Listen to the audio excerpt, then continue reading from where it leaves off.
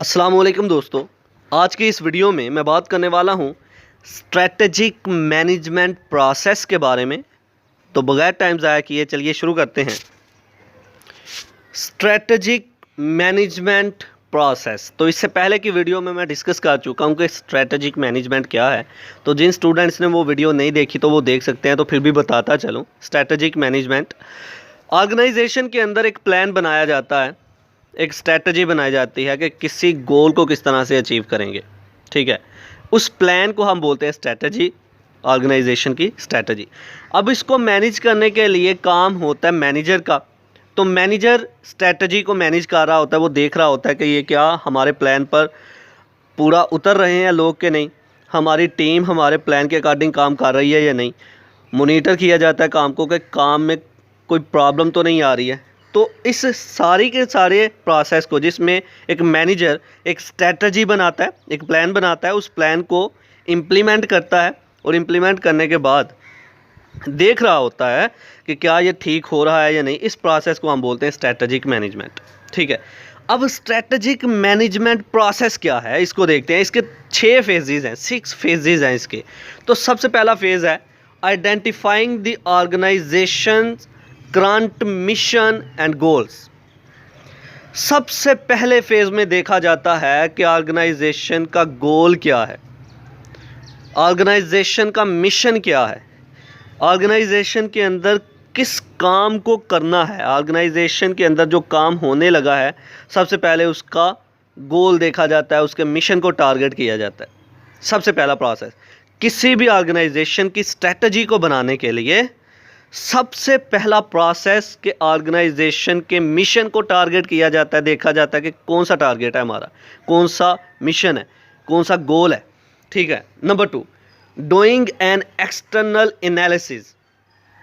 Strategy को बनाने से पहले मिशन देखा जाता है, गोल देखा जाता है ऑर्गेनाइजेशन का, और दूसरा काम किया जाता है एक्सटर्नल एनालिसिस, यानी कि ऑर्गेनाइजेशन के बाहर देखा जाता है कि लोग किस चीज़ की तरफ अट्रैक्ट हो रहे हैं।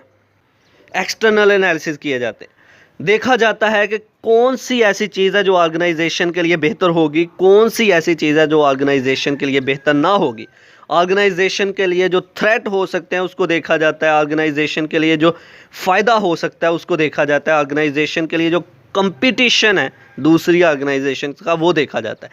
ये है एक्सटर्नल एनालिसिस, जिसमें मैनेजर क्या करता है, वो देखता है कि ऑर्गेनाइजेशन के बाहर किस चीज़ का ट्रेंड चल रहा है और फिर उसके अकॉर्डिंग स्ट्रेटजी, उसके अकॉर्डिंग प्लान बनाया जाता है। Number 3, doing an internal analysis.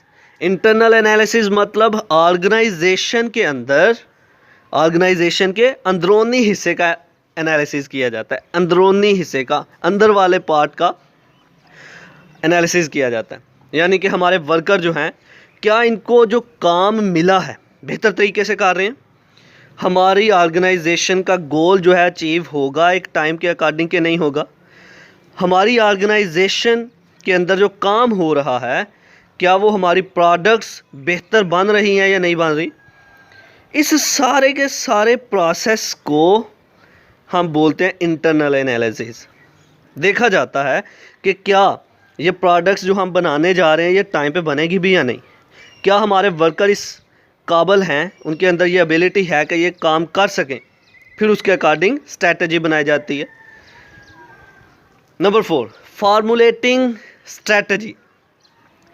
जब आप लोगों को पता चल गया कि ऑर्गेनाइजेशन का मिशन क्या है, गोल क्या है, जब आप लोगों ने ऑर्गेनाइजेशन के बाहर को एनालाइज कर लिया, एक्सटर्नल एनालिसिस कर लिया, यानी कि बाहर ट्रेंड क्या चल रहा है, क्या मार्केट लेवल चल रहा है दुनिया का, तो जब आप लोगों को पता चल गया कि ऑर्गेनाइजेशन के इंटीरियर हिस्से के बारे में, कि ऑर्गेनाइजेशन के अंदर ये काम कैसे होगा, किस तरीके से होगा, तो फिर आपने क्या किया, एक स्ट्रेटजी डेवलप कर ली, एक स्ट्रेटजी बना ली, एक प्लान बना लिया, जिसको आप कहते हैं फार्मूलेटिंग स्ट्रेटजीज़। आपने एक प्लान बना लिया कि ये काम इस तरह से होगा, उस प्लान को आपने डिज़ाइन कर लिया। नंबर 5 पे आ जाएं, इम्प्लीमेंटिंग स्ट्रेटजीज़। जब आपने वो प्लान बना लिया, जब आपने एक स्ट्रेटजी बना ली, ऑर्गेनाइजेशन को देखते हुए, ऑर्गेनाइजेशन के बाहर लोगों को देखते हुए, ट्रेंड को देखते हुए, तो आपने जब स्ट्रेटजी बना ली तो आपने उस स्ट्रेटजी को, उस प्लान को अपनी ऑर्गेनाइजेशन के अंदर शुरू कर दिया, जिसको हमने नाम दिया इम्प्लीमेंटिंग स्ट्रेटजीज़ का। आपने लॉन्च कर दिया ऑर्गेनाइजेशन के अंदर प्लान। आपने कहा इस प्लान के अकॉर्डिंग सारे का सारा काम होना चाहिए। That is implementing strategies. Number 6, evaluating results. और जब आपकी स्ट्रेटजी, जब आपका प्लान जो है इम्प्लीमेंट होना शुरू हो गया, काम होना शुरू हो गया, तो उसके बाद जो रिजल्ट्स निकले उसको आपने नाम दिया इवैल्यूएटिंग रिजल्ट्स। तो किसी भी स्ट्रेटजी को बनाने के लिए कुछ फेजेस हैं, किसी भी प्लान को बनाने के लिए कुछ फेजेस हैं। तो स्ट्रेटजिक मैनेजमेंट प्रोसेस में ये 6 फेजेस आते हैं। सबसे पहला, identifying the organisation current mission goals. Second, doing an external analysis. Third, doing an internal analysis.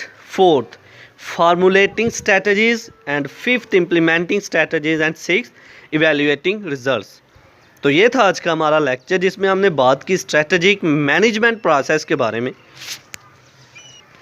I hope कि आपको मेरी ये वीडियो पसंद आई होगी। Like this video, share this video and comment below this video if you have any question. Thanks for watching. Subscribe focus group. अल्लाह हाफिज़।